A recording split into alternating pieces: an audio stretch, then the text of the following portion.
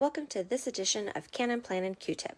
I'm Wendy, a Senior Brand Director with Tula 12, and today we're going to be talking about the Sealed with a Kiss Deco Kit, the Secretary Pocket, and our Classic Pro, and how we can fit them all together.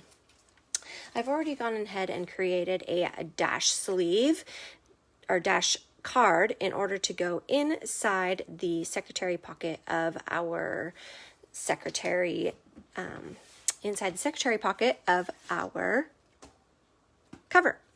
So we're going to take the secretary pocket, and it easily slides inside and around two of the inserts. So I have two inserts on one band. I just slid this secretary pocket right around the outside of those two inserts. Then we're going to take our dash sleeve and we're going to slide it into the pocket of the secretary pocket.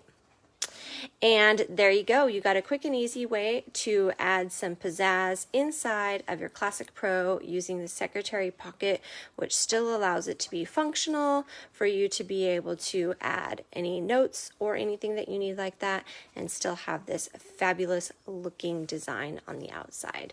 Thank you for joining me in this week's Cannin Plannin Q-Tip.